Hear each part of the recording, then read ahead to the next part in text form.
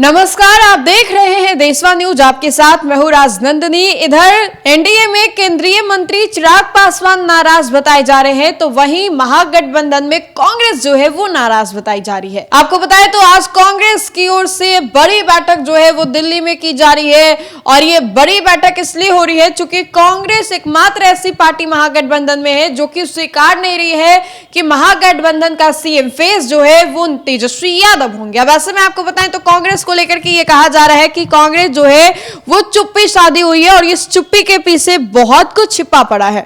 आपको बताएं तो कहा जाता है ना कि समुद्र में हलचल होने से पहले थोड़ी शांति होती है, और कहीं ना कहीं कांग्रेस के साथ भी वही देखने को मिल रहा है। महागठबंधन में वीआईपी सुप्रीमो मुकेश सहनी तो बखूबी ये कह रहे हैं कि हाँ ठीक है, हम डिप्टी सीएम होंगे, हम इतनी सीटें चाहिए, हम मल्लाह के बेटा जो है बिहार के उप मुख्यमंत्री बनेंगे, पोस्ट कर रहे हैं। लेकिन कांग्रेस कहां कुछ कह रही है? आपने सुना है क्या कांग्रेस को कुछ कहते हुए कि हम डिप्टी सीएम होंगे, हमारे पार्टी का डिप्टी सीएम होगा, हमारे पार्टी का सीएम होगा, हमें इतनी सीटें चाहिए? कुछ सुना है आपने? नहीं।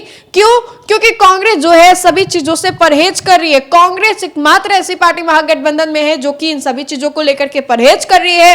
अब इन सभी चीजों के बीच में ये बड़ी खबर सामने आ रही है, जहां पर आज कांग्रेस की ओर से ये बड़ी बैठक जो है दिल्ली में कराई जानी है, और इस बैठक को लेकर के जो तैयारियां हैं वो भी काफी ज्यादा हैं। आपको बताएं तो सीट शेयरिंग को लेकर के अभी तक कुछ भी तय नहीं हुआ है, लेकिन कांग्रेस की ओर से ये कहा गया है कि अब ज्यादा समय बचा हुआ नहीं है, इसलिए जल्द से जल्द सीटों का मामला जो है सुलझा करके नॉमिनेशन शुरू करना है। सूत्रों के मुताबिक कहा जा रहा है कि 13 अक्टूबर को महागठबंधन की ओर से सीट शेयरिंग का ऐलान कर दिया जाएगा। इस बैठक के बाद तेजस्वी को भी राहुल के साथ बैठकर जो बातें हैं वो की जाएंगी, संभव ये बताई जा रही है। वहीं पर सूत्र के अनुसार कांग्रेस के लिए 54 सीट जो है वो तय किए गए हैं, और 4 और सीटों पर कांग्रेस दावा कर रही है।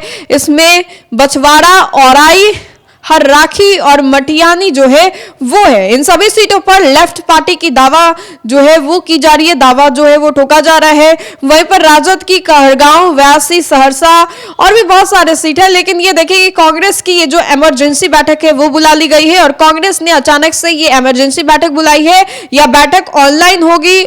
कल शनिवार की बात करें तो कल शनिवार को भी कांग्रेस की ओर से बैठक हुई थी ऑनलाइन, जूम मीटिंग के माध्यम से ये जो बैठक हुई। दिल्ली से स्क्रीनिंग कमेटी के मेंबर जो है और सीनियर ऑब्जर्वर जो थे वो भी जुड़े हुए थे। कुछ संभावित उम्मीदवारों का 1-to-1 मीटिंग के लिए भी बुलाया गया था। तो देखिए, शनिवार को वीडियो कॉन्फ्रेंसिंग के माध्यम से एक मीटिंग हुई, लेकिन आज नई दिल्ली में ये जो बड़ी बैठक है कांग्रेस की वो की जाएगी। सीट शेयरिंग के मायने से इसको बहुत महत्वपूर्ण बताया जा रहा है। संभवतः ये कहा जा रहा है कि बिहार चुनाव से पहले कांग्रेस जिस तरीके से चुप्पी साधी हुई है, ये कहीं ना कहीं उस शोर की ओर इशारा कर रहा है कि कांग्रेस जो है वो कम सीटों पर नहीं मानेगी। कांग्रेस को लेकर के लगातार खींचातानी जो है वो बरकरार था।